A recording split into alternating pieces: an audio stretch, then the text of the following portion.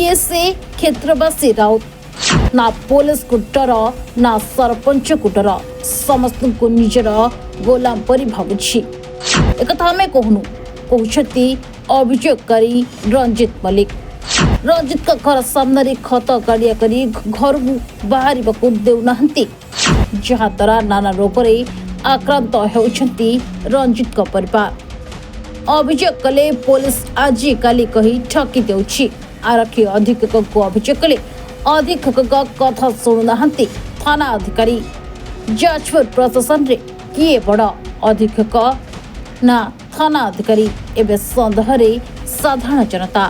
हाँ क्या आम देखा दृश्यटी हूँ जाजपुर जिला कोरे निर्वाचन मंडल स्थित पहगा पंचायत बहिगा रंजित मल्लिक पिता कलाकार मल्लिक कौन दुखर कथा।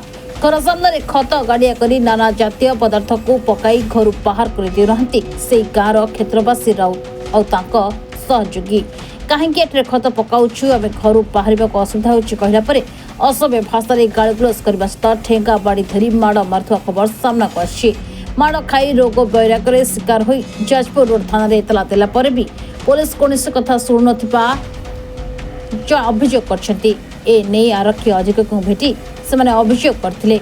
आरक्षी अधीक्षक अरेस्ट करंतु हेले आरक्षी अधीक्षक कथा को खातिर करूना जाजपुर रोड थाना अधिकारी। ए बाबद रे कोर्ट रे केस चालुथिबा परे मध्य न्याय पई थाना कोर्ट एसपी ऑफिस दौड़ी दौड़ी हताश हो पड़ानी रंजित का परिवार। शेष न्याय आशा छाड़ी जीवन हारिबे बोली रास्ता बाछि नेछंती।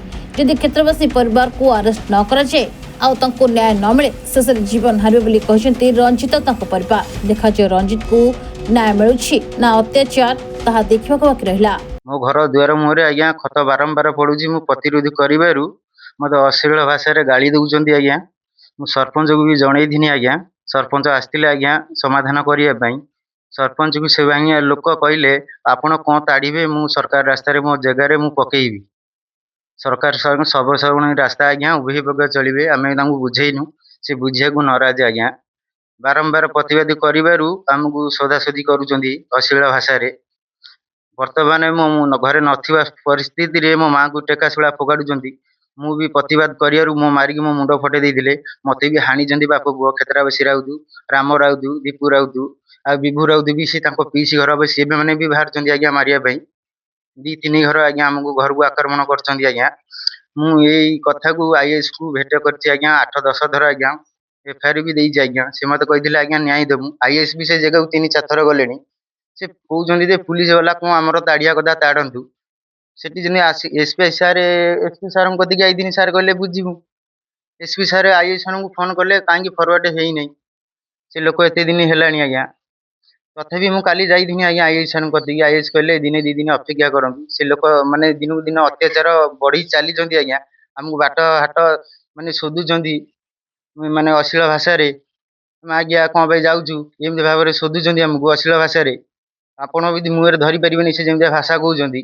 खत भी हम दुआर मुहर पकाउचंती माछ कंटा भात आउ चिकेन कंटा हगुचंती भी छेली नंडी गोबर आज्ञा। आमे प्रतिवाद करिबारु हमकु गाली दउचंती। अब 10-15 जन टेका जो खंडा फाउडा पता सब आणुचंती मारिए बोली की। आउ मु गोटे पिला मो सांग पिला साकी देइथिले बोली की आईएएस आगे रे से पिलेट को वर्तमान पई ता मुंडरू हाणी देइचंती आज्ञा। से वर्तमान पई टाउन मेडिकल रे बछि आज्ञा। न्याय न मिलिले आज्ञा मु एसपी ऑफिस रे बसिमे आज्ञा। मु सारे आसंती मते न्याय देबे मु आज्ञा एठी जीवी। समास हेलानी ए केस किछि समाधान होउने प्रशासन भी किछि सुनुने आज्ञा। आईजी बाप मो दुआर मोर खत पकाउचंती कहने मते बाड़ौचंती। थाना आसरा नेनी थाना बुझिलानी एसपी कदी गने बुझिलेनी कोर्ट कचरी बुझिलेनी। मो पुओ को थाना को नहीं गले को नहीं गले मो पुओ को बांधी मो पुओ को जामिन मुकुलेनी किछि मो दुख बुझुनांती। आज कि मत बाप मु कौन करमी दुआर मु खाई भी पारुने। मो डाक्तरखाना केते जिमी 2 दिन 3 दिन मेडिकल जाउची। मो मुंड ताळी फटे देले 5टा सीज पड़िची से रिपोर्ट भी बाप मु रखिची। आज कि मत के तम दुख तमे बुझिल नै। मु आज बाप एठी रहिमी मते तमे न्याय न देने मु उठिमी नै। देइथिले माउसी जा मु तांको बांधी आनिमी मु तो दुख सुनिमी मु एटा समाधान कदेमी से कत उठै देबी। से बुढ़ी होची असल बुढ़ी के मु उठैमी कहले किछि कले नै। जाजपुर थाना दे पानी कहले थाना रे एसपी बापा कटिक आइथिनी भी दुख जणैनी सी भी किछि बुझिलेनी। ମାସେ ହେଲା ଆଇଥିନି ଯାଜପୁର ଥାନା ଅଧିକାରୀ କଣ କହିଲେ?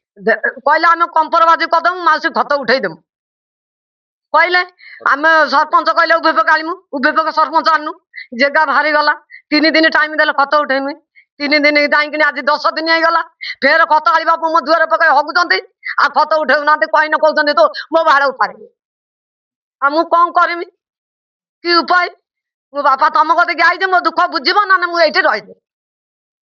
ଯାଜପୁର ଗୌରାଙ୍ଗଚରଣ ମହିଙ୍କ ରିପୋର୍ଟ ନ୍ୟୁଜ୍ ଓଡ଼ିଆ।